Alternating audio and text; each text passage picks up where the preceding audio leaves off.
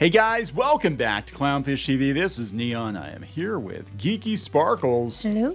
And it's time for another daily dose of Dismal Disney. We're going to talk about Disney raising their prices when everyone's like, hey, yeah, people are not spending money on entertainment. Yeah, this is going to impact a lot of places. It's not just Disney, a lot of theme parks, a lot of live event venues, concerts, things like that. People are cutting back because they can't afford it. Inflation has been ridiculous. So Disney's answer to that is, hey, let's raise our prices. Yeah, that's a great time to do that. We're going to talk about that because we've been talking about lately with, even in relation to the comic book industry and streaming, that now is the time everyone starts asking for more money when people are actually going to start cutting non-essentials. You don't need that Disney trip. You don't need 15 different streaming services. You know? Right, and then the streaming services keep raising their prices, and the actors want them to raise it even more so they get special, money things to their union. And it's people can't even barely afford the necessities. A lot of people can't because the inflation rate has been so high. I don't care who tells you it's not. They're lying. It's ridiculous. I bought this little cart full of groceries the other day, and it wasn't even that much, and it was well over $100. Yeah, that's what our one neighbor was saying. They were went to the grocery store, bought almost $200 worth of stuff, and it was non-essential stuff. It wasn't even dinner stuff, meat stuff, whatever. It was just random paper towels and junk, and it was oh my god. Yeah. So let's talk about this. This is definitely going to put the hurt on the entertainment industry. Before we get into it any further, please subscribe for more pop culture news, views, and rants, guys. You'll get a woohoo if you do. Woohoo.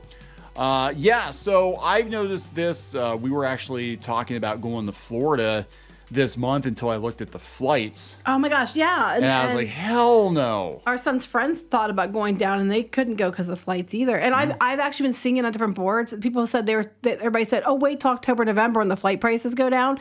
And they're flipping out now because they didn't book it months ago. And now they're the prices are ridiculous. I can't book it now. What the hell? Yeah.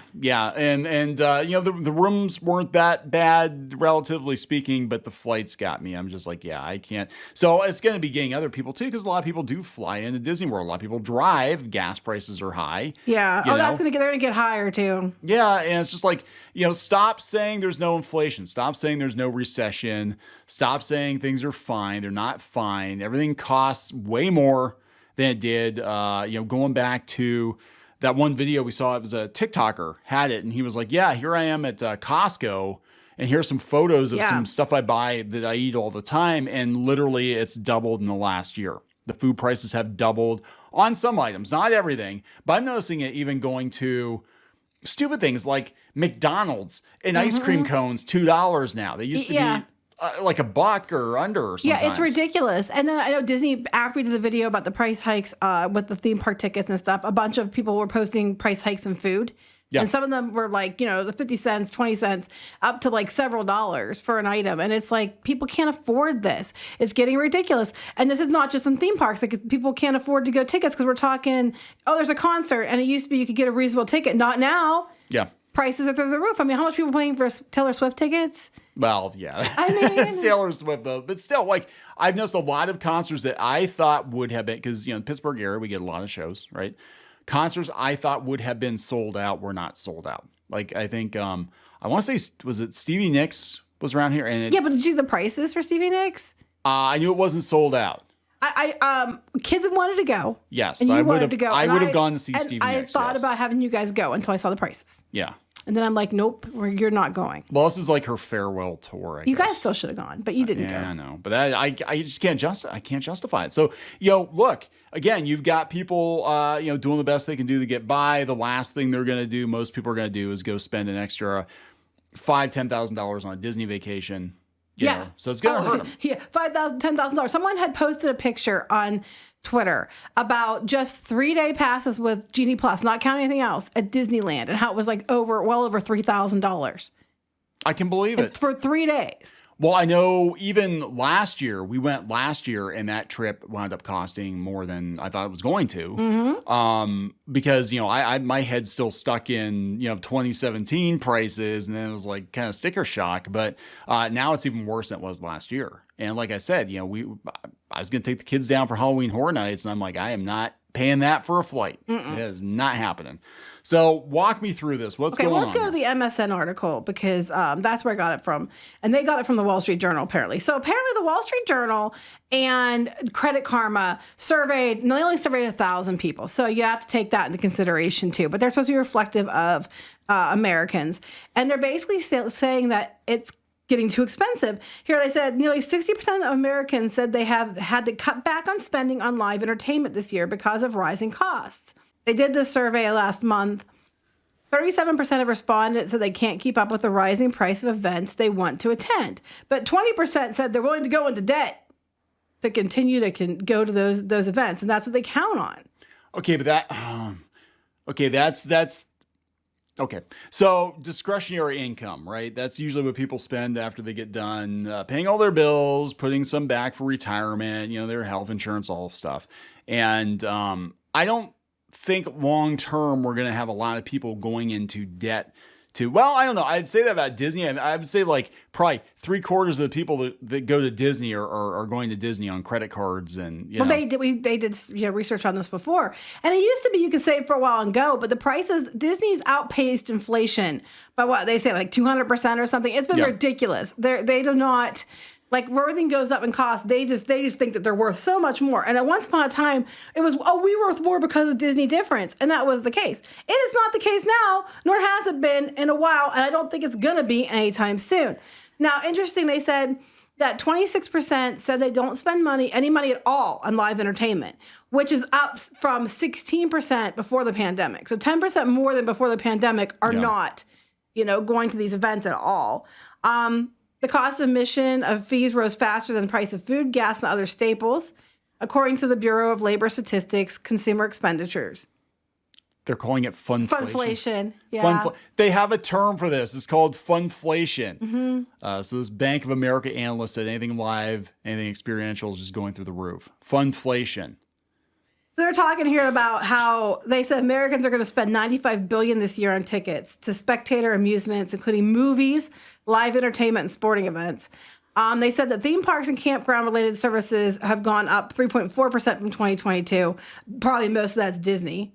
Yeah. They're talking about how the ticket prices for musical tours and stuff like that are going through the roof. You want to go see someone perform live, it's just ridiculous anymore. Well, like I said, the concert ticket prices have gone up, and I'm not sure where comic conventions are. I know some people said New York Comic Con was actually really, really busy, but I can't remember a time when New York Comic Con wasn't busy, except maybe actually during the pandemic. A lot of people. Well, they didn't have it open, did they? They closed. They canceled it. Remember, it was online. Yeah, it was online, but then they came back like the next year, and it was like limited capacity. I don't know why you'd bother, because no one could announce anything. They couldn't talk about it. And then my next thing is, if they're they had toy announcements and stuff, but they're tied to studios having promotions for projects. Are they allowed to do that?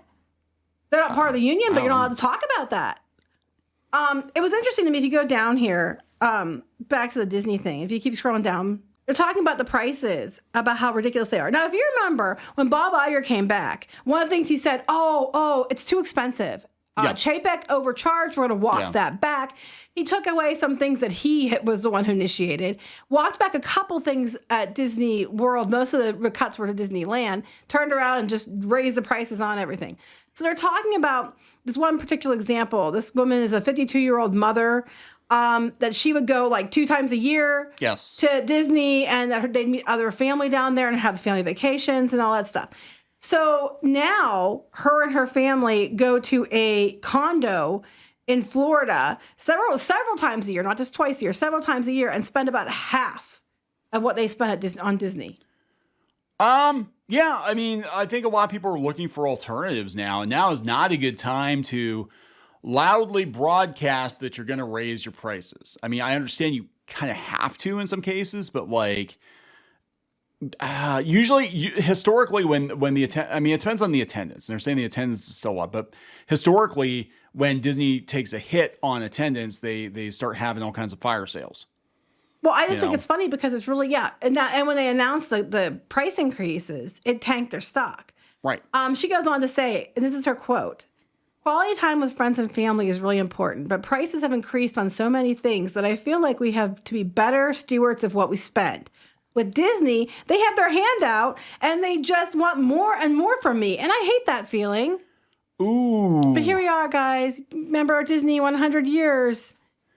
When you wish upon a star, we're going to give the fans what they want, so they book trips. Yeah. Surprised they didn't run a book a trip afterwards. Book a trip.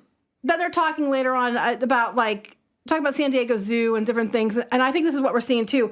When there's one-day passes, they raise their prices, but they're seeing an increase on memberships. And I think that they're going to see an increase on that across the board. Like if it's a zoo and they have like a season pass that you can use it more often. They said people are buying memberships more and they're coming in more than they did before with the memberships because they're trying to get their bang for their buck. And Disney has that with annual passes. And where Walt Disney World, I believe, is still selling their annual passes, Disneyland raised prices and then shut down their annual passes sales. Yeah. You can get them. I mean, you can renew if you have, but you can't buy new ones. So this kind of brings back to, people trying to do things more affordably. And I think you're going to have a lot more local theme parks with their memberships and their annual passes doing better because people aren't going to travel. They're going to be like, well, yeah, we could go to Disney. We could spend $5,000 to $10,000 to go to Disney, or we could just buy the family a bunch of passes for something like Kennywood, and we can just go there. Right. I mean, it's not the same. It's not Trust the same. Me. Everybody tells you it's basically Disney. It's not. Oh, we've had people try to tell us. It's like, no. They're saying to gross. It was like Disney. I'm like, no. Hell no. No. It's tiny. It's a clean park, but it's tiny. No. But it's like, it's not the same thing. But I don't think people can afford it as much. And if it's your house and you're feeding your family or medicine or paying your bills or going to Disney, most people are going to pick the stuff that relates to their everyday life. Some people are going to put it on debt, raise their debt and then complain when they later like, I have to do a GoFundMe because I lost my house because I went to Disney all the time. We should unionize so I can pay my debt. That's right. So I can pay all my trips to Disney and my influencer lifestyle. But most people are reasonable people and they understand, or they might just go once, but they might go once every 3 years instead of like once every year. Because, when I was a kid, we used to go often, but my parents would save. Like we had vacation clubs. I honestly say this is a great time to bring back like vacation clubs. I think it's time to bring back malls and stuff like that because people will go to them. And not only did you get to shop, but it would be kind of like a family outing and an event. So you feel like you're getting more. Does that make sense? Like just sitting on your computer, I think you feel like you get more if you go out to these places. And I think that they need to do things like that because to replace this other stuff. And it's well, I don't know. If you go to the mall, you might spend a lot of money. But you know what I'm saying. Yeah, but I'm also sitting here thinking like we did used to go more to do more. We used to go to malls. We used to go to the movies more because it was affordable and a lot of movies. And you probably spent more money, but it's still cheaper than going to Disney. Yeah. But they really do need to bring things back like vacation clubs and stuff like that because what they would do is a lot of people would do it through their work that every week they take like so much out of your check and you never would miss it because you got used to it being gone. And they do it for Christmas clubs and stuff too. And it would go to an account and then you could, take that money out when you wanted to go on vacation or in the holiday, like in October, you cash out your Christmas club and then you'd have a bunch of money to go buy presents for people. And so it wasn't putting the hurt on you like it would be if you, didn't do anything all year and then boom, it's all due. So I think people need to go back to that. And you might not be able to go every year. You can still go, but for a lot of people, it might be like, I'm not going twice a year. I'm not even going to go once a year. I think, I think what's going to wind up happening though too is it's going to hit everybody everywhere. I mean, it's going to hit Disney and the movies too, because again, people are going to they'll go to the movies. They will pay to go see a movie if it's an event movie. They're just not going to go see every damn thing that comes out. And again, this is another reason that, the Marvels, I think, is going to be dead in the water because it's not a must-see movie for most people. I agree with you. I'm sorry. And people, they said since people are cutting expenses for going out, and especially since the holidays are coming, I think that's even more so going to lean into it. Yeah. I was just thinking, instead of going to Disney, you should just get one of those big giant outdoor screens and just like run videos of attractions or run videos of like fireworks and stuff like that people have like the 4K videos. Go get yourself your Mickey bars over at Walmart. Boom. I mean, it's not the same thing, but we don't have to worry about someone putting their kid on their shoulders in front of you or, your neighbors come over and push you off the edge of whatever and then put their kids on their shoulders in front. And you got instant, it's like you're really there. Well, I kind of wonder if because they were talking about, Disney doing the metaverse and all that stuff. And I'm thinking back to when the kids were little on the Xbox 360. We had the Disneyland Connect game. Yes. Where you could go to Disneyland virtually. Now, it was kind of weird because the characters weren't like the characters in costume. They were like the actual characters. Mm-hmm. I wish what they had instead, because like the rides were mini games, and I wish what they had done instead is actually have like virtual ride throughs like Roller Coaster Tycoon or something like that. But I could see them being like, well, hey, you don't want to come to parks? Well, we can charge you, a quarter as much, and you can just virtually walk around. Or we could do like Disney. A monthly subscription or something. And I mean, because they keep saying they want to reach this wide, there's like a small percentage that actually go to the parks, people that are Disney, what they call it. They were looking at how many people had an affinity for Disney as compared to how many people came to the parks. And I'm like, if you offered that you paid like, you could rent it for a week for so much money, or you did like an annual something, or even a monthly, whatever. And you could go all the times you wanted through VR to go to the parks and pretend like, go through the ride throughs and stuff. I mean, it's not the same thing, obviously, but I think people would be more inclined to do that. I think people could afford it more. And I think that it would make up the difference how people would probably do it. Because they'd be like, it's hell of a lot cheaper to do that, but I think they're afraid people won't come to the parks. Yeah. But the flip side is someone might see the ride-throughs and be like, this place is actually pretty cool. I kind of now want to go to the parks now, and they might actually book more trips. Yeah, but you have to make sure that it's an accurate representation and not like the most magical trip ever. Like you can actually walk down Main Street without being plowed into by a stroller. You need to feel. You need like a bodysuit so you can feel the strollers hitting you. Oh, they like should. Ready Player One. It'd be Ready Player One. Yeah, you actually hear your Hear your bones. Hear your bones. Did you hear your bone crack? I did. Did we tell them the story? I broke my ribs. Because I tried to get my daughter out of the way. One of the instances. One of the instances. I've actually broken the same set of ribs. Because they're like once you break your ribs, they're like glass. Like you're always breaking your ribs. Yeah, but, you fell. Yeah, so I fell. I tripped because I was trying to get my daughter out of the way of a stroller. A woman was pushing a stroller, and I think it was full of like crap. It wasn't even, there wasn't even a kid in the it was like beer or something in it. It's like beer. Oh, that guy. That was a different guy. That was the guy in Hollywood Studios. There was like no one around you. Like there was nobody around you. He could have gone around you. And they were like literally making a beeline for us. And my daughter, she stopped short. She was little. She was like 5 or 6 years old. And she stopped short. I grabbed her real quick. And then I went down because I stopped so fast. I went down and actually broke my ribs right outside. And you cut your arm up. It was still a scar. I still have a scar. It's not Mickey shaped either. It's not. No, and see that would have been funny if it was though, because then you'd be like branded. But it was at the.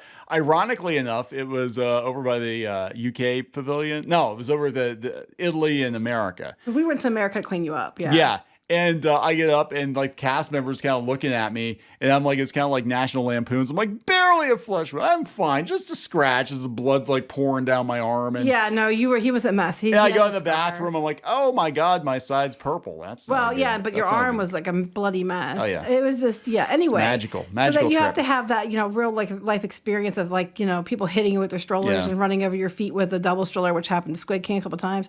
Yeah. You said we were talking about walkthroughs. It's interesting because Futureport 82, they're building Epcot like it was in the 80s, and they have they're working on the World of Motion right now, and they're doing the attractions. I haven't seen it in a while, so I don't know. I'm on their Facebook, so I see their updates, but they're actually trying to recreate what it looked like then, and you can walk around, and I mean it's all digital, but they're trying to recreate it from photos and stuff. It's actually pretty cool. If I would, what was that Futureport 82? Yeah, this one was their Universe of Energy they're working on. Oh, that's awesome. They're working on different ones. I know they're working on Journey to Imagination for a long time. I've seen World of Motion. Oh my God, they have a lot of the set pieces. They have a lot of the characters and stuff that you'd see. I saw that where they're working on that now. So they're actually using a combination of ride-through footage and probably and photos and stuff, and then they're recreating it. So technically, I mean, look, I know a lot of people are anti-AI, but I think technically the technology could get to a place where you could feed it a bunch of photographs and a bunch of videos and be like, they could stitch it together. They could stitch it together into something. The thing is too, if people didn't want to, go to Disney, have the walkthroughs of the parks, they can even have somebody somebody walk around the parks all the time, and then you feel like you're walking with them. But that's basically live streams. They could even do just the attractions that are extinct that you could re-ride through. People would pay just to download. You could pay $5 for each one, and you could download it and ride it as many times as you wanted because you have it. You have the file, and you could just keep riding it. Yeah, Maelstrom would be a good one. Yeah. So I love them. Wow, it closed 9 years ago. Has it been that long? Yeah, I guess it has, because I remember riding it the last time and being sad because I'm like, it's kind of a schlocky. It was a schlocky ride, but Yeah, the one everybody wants is Journey to Imagination, the original version. Yeah, well, they were doing it, and they were doing the walls and everything. Yeah. It was really cool. So, yeah, recreating the Rainbow Corridor and stuff like that. That's digital. See, this is what. Yeah, I would pay for Disney World 1985. Give me Disney 1985. You can go different decades just for attractions you can't ride anymore. Opening day Magic Kingdom. Could you imagine if they could do here's approximately what opening day Magic Kingdom was like, and then you can fast forward to 5 years later and here's what was added, what they would have looked like, and things like that. What did Carousel Progress look like 20 years ago? Things like it would be really cool. People would probably pay for that kind of stuff.